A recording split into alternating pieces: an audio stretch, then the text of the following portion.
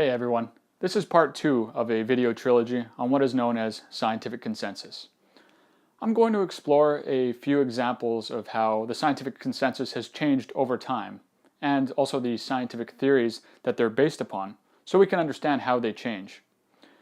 I'm going to focus more on modern examples, sticking to the latter half of the 20th century mostly, because science really operates differently today than it did several hundred years ago. But first, it's important to understand what scientific theories represent before we can understand how they change. Put simply, a scientific theory is an explanation or model about the physical universe that explains observed phenomena with a high degree of predictive power. In other words, it takes data we've accumulated and seeks to find the best explanation for it. An explanation that has to be tested rigorously, explains as much of the data as possible with the fewest holes, and is useful in making accurate predictions. As more data is accumulated, these theories will be refined and the explanations will become more nuanced. Or in some cases, a theory will be overturned almost completely and be replaced with another theory that has higher explanatory power. The latter doesn't happen very often. They're what physicist and philosopher of science Thomas Kuhn called paradigm shifts, in which new approaches for looking at a particular field or question are developed due to new findings that cause a considerable shift in evolution in scientific knowledge. This occurred when Einstein developed the theory of relativity that supplanted Newtonian or classical mechanics. Classical mechanics is still useful today, say for example in engineering, but relativity simply has greater explanatory power. It too will likely be updated in time, since it doesn't adequately address interactions between extremely small particles. It's what we have quantum mechanics for. Time will tell what theory may be developed and accepted next. These next few examples are not so much how scientific consensus changes, but more so how they develop and replace folk wisdom or previously held medical assumptions. In 1956, British epidemiologist Alice Stewart published a study reporting on an increased incidence of childhood cancer as a result of fetal X-rays. Her findings were initially harshly criticized, including by other prominent epidemiologists, and her methods often regarded as unsound. She was essentially castigated by much of the scientific establishment, and funds were not made plentiful for her ongoing efforts. After 2 decades, other scientists were finally able to replicate her results, and Stewart's findings were vindicated, and medical X-rays during pregnancy were largely reduced.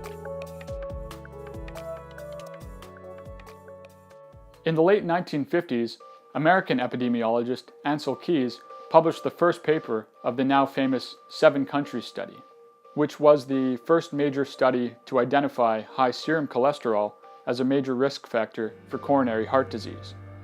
This eventually became known as the lipid hypothesis, for which a consensus formed in support of by the mid-1970s after more and more lines of evidence verified the findings of this initial study. There still exists some controversy within the medical field and some unfortunate noise all over the internet about this subject, but the scientific consensus very much remains strong today. This will be a subject I explore in more detail in a future video. Until the mid-1980s, it was widely believed that stress was the primary cause of stomach ulcers. Well, now I've got my proof. You've stewed yourself into a duodenal ulcer. Until Australian scientists Dr. Barry Marshall and Dr. Robin Warren discovered a bacterium, Helicobacter pylori, that was present in the stomachs of patients with ulcers. The initial reception of the scientific community was that of skepticism and intense scrutiny. Now, wait a minute, Doctor. I think that... Steve, you wait a minute. What you think has no bearing whatever on your condition. Yet in time, the scientists were able to demonstrate validity for their hypothesis and in turn earned the Nobel Prize in Physiology or Medicine.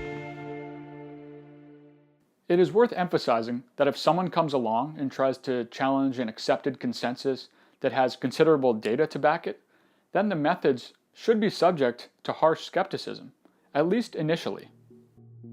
Much of what gets published in the scientific literature is simply preliminary findings, which then have to be sorted out by the scientific community at large to see if such results have any merit. It's also worth repeating that the thinking that existed before these scientific discoveries were made did not really represent scientific consensus at the time so much as it did pre-consensus thinking.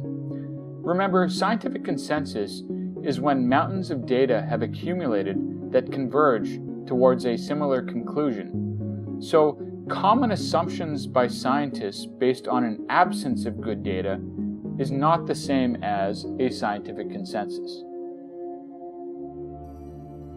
Sometimes we hear the argument that because science was wrong before, we can discard the current scientific consensus, as it could be wrong. The cases of Galileo or Ignaz Semmelweis are usually brought up to draw some sort of comparison about how scientists who try to threaten the establishment have been suppressed or subverted in their attempts to update the scientific paradigm. This is often known as the Galileo Gambit, a version of the association fallacy. There are a number of responses to these rather poor comparisons. Firstly, 2 words: wrong century. Galileo was oppressed by the Catholic Church in the early 17th century for his advocacy of heliocentrism, that the Earth and other planets in our solar system revolve around the Sun, as it was considered heretical at the time. This, of course, does not happen today to scientists who posit theories that are antithetical to religious teachings, at least in the West. Semmelweis, on the other hand, was the first to posit what would later be developed into the germ theory of disease by Louis Pasteur. Semmelweis's initial findings in the mid-19th century were largely rejected by the medical community at the time, despite various publications that statistically documented the reductions of mortality from hand washing. Yet these findings conflicted with accepted wisdom of the time, partly due to a lack of understanding of a plausible mechanism at the time, but also due to incredulity and stubbornness of the scientific establishment. And the findings were largely ignored until after Semmelweis died, when Pasteur formulated the germ theory.